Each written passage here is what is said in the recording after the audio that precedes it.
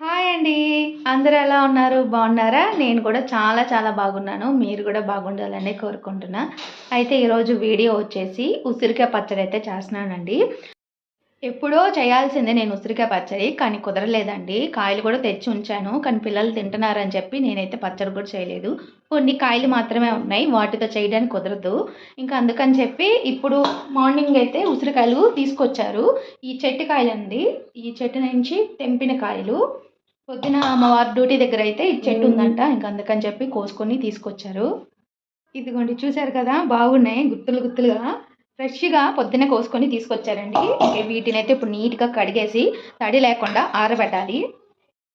ఇవన్నీ విడదీద్దాం. ఇవి కొంచెం నల్లగా ఉన్నాయి కదా! అవి తీసేద్దాం.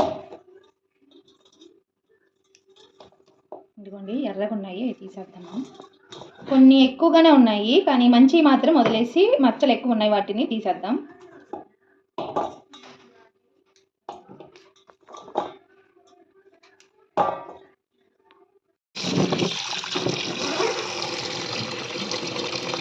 ఇప్పుడు ఇవి తీసేస్తాము.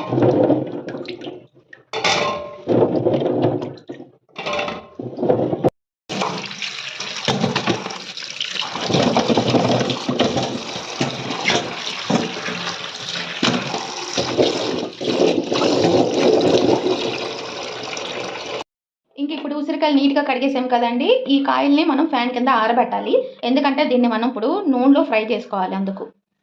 ఫ్యాన్ కింద ఆరబెట్టేద్దాం. ఇదిగో చూసారు కదా! ఫ్యాన్ కింద ఆరబెట్టేసాను. ఇంక ఇప్పుడైతే తడి లేకుండా చక్కగా ఆరిపోతాయి. ఆ తర్వాత వీటికి ఘాట్లు పెట్టేసి మనం నూనెలో ఫ్రై చేసుకోవాలి. ఇవి కొంచెం ఒక 10 నిమిషాలు వదిలేద్దాం ఇలా. ఇంక ఇప్పుడైతే మనం ఆవాలు, జీలకర్ర, కొన్ని మెంతులైతే ఫ్రై చేసుకొని పొడి చేసుకోవాలి. కొన్ని మెంతులు. ఈ మెంతులు ఎన్ని స్పూన్లు అంటే 1.5 స్పూన్ అండి. నాకు కొలతలు ఏం తెలీదు. నాకు వచ్చినట్టు చేస్తున్నాను. ఇది కొంచెం పచ్చి వాసన పోయేదాకా మంచి వాసన వస్తుంది. అప్పుడు దాకా ఫ్రై చేసుకోవాలి. మెంతులు అయితే ఫ్రై అయిపోయినాయండి. ఇప్పుడు దీన్ని పక్కన తీసేద్దాం. ఇదిగోండి ఆవాలు, జీలకర్ర, మెంతులు ఇవన్నీ 3 కలిపేసి ఇప్పుడు మిక్సీ పట్టేద్దాం. ఇప్పుడు ఇవన్నీ మనం పచ్చళ్ళలోకి వాడాలి కాబట్టి. ఇవన్నీ కొలతలు ఏంటంటే 1.5 స్పూన్ మెంతులు, 2 స్పూన్లు వచ్చేసి ఆవాలు, 2 స్పూన్లు వచ్చేసి జీలకర్ర అండి. నాకు కొలతలు అయితే నేను ఇలాగే ఉజ్జాయింపుగా వేసుకొని చేస్తున్నాను. మీకు తెలిస్తే కనుక కరెక్ట్గా చేయండి.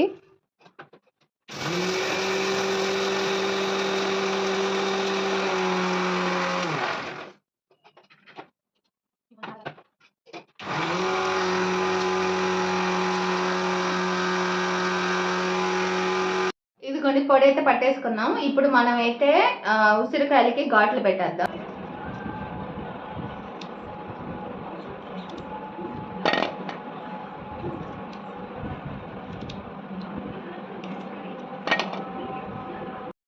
ఇదిగోండి ఉసిరికాయలన్నీ ఇలా ఘాట్లు పెట్టేసాం. ఎందుకంటే మనం పచ్చడి తినేటప్పుడు ఈ కాయలో కొంచెం ఉప్పు, కారం అనేది వెళ్ళి బాగా ఈ ఉసిరికాయ మాగిద్ది. అందుకని మనం ఇలా కొంచెం ఘాట్లు పెడితే బాగుంటుంది. ఇంక ఇప్పుడు వీటిని మనం ఫ్రై చేసుకోవాలి. ఇక్కడ నూనె వచ్చేసి నేను మంచి నూనె తీసుకున్నానండి. సన్‌ఫ్లవర్ ఆయిల్ అయ్యేం కాదు. పచ్చడికి సన్‌ఫ్లవర్ ఆయిల్ ఏం బాగోవండి. ఈ మంచి నూనె అయితేనే బాగుంటది. మంచి నూనె అంటే మనం వేరుశనక్కాయలు నూనె ఉంటది కదా! పల్లి నూనె అని కూడా అంటారు. ఆ ఆయిల్ అయితే వాడుతున్నాను ఇక్కడ. దాంట్లో మనం ముందుగానే ఆరబెట్టుకున్న ఉసిరికాయలైతే కొంచెం లైట్‌గా ఫ్రై చేసుకోవాలి. మీరు ఏ పచ్చడి చేసినా సరే ఈ మంచి నూనె వాడండి. పచ్చడిలోకి చాలా బాగుంటది. ఇదిగోండి ఉసిరికాయలైతే ఈ విధంగా కొంచెం లైట్‌గా ఫ్రై చేస్తే చాలు. ఇంక ఇప్పుడు ఇదే ఆయిల్‌లో మనం ఒక స్పూన్ ఆవాలు తాలింపుకి, అలాగే కొన్ని జీలకర్ర, అలాగే వెల్లుల్లిపాయలు దంచుకున్నాం కొంచెం లైట్‌గా, కొంచెం కరివేపాకు, చింతపండు గుజ్జండి,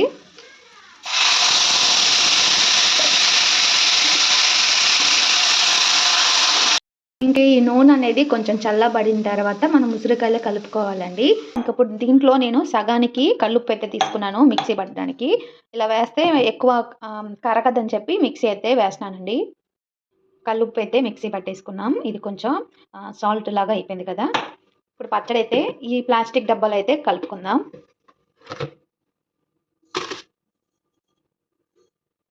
ముందుగానే మిక్సీ చేసుకున్న జీలకర్ర, ఆవాలు, మెంతులైతే ఉప్పులో కలిపేద్దాం.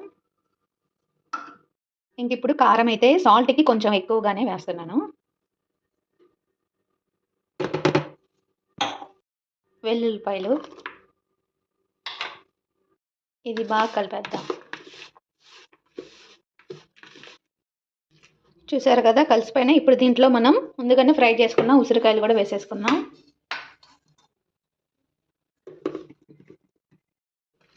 కలిపేసుకుందాం. ఉప్పు కారాలు మొత్తం ఉసిరికాయ పట్టేటట్టు బాగా కలిపేసుకుందాం.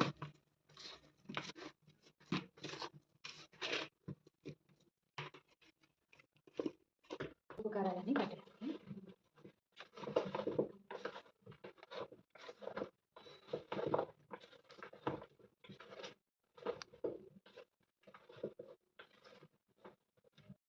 ఇదిగోండి కలుపుకున్నాం కదా! ఇప్పుడు తాలింపు అయితే వేసేసుకుందాం. ఇప్పుడైతే తాలింపు అయితే కలుపుకుంటున్నాం కదండీ! ఉసిరికాయ పచ్చడిలో తాలింపు వేసేటప్పుడు ఎప్పుడైనా సరే నిమ్మకాయ అయినా వేయొచ్చు, లేకపోతే చింతపండు అయినా వేయొచ్చు. చింతపండు వేస్తే ఇలా మనకి పులిహోర కలిపితే చింతపండు పులిహోరలో మనకి చింతపండు అంతా ఎలా వస్తుందో అలా రావాలండి నూనెలో.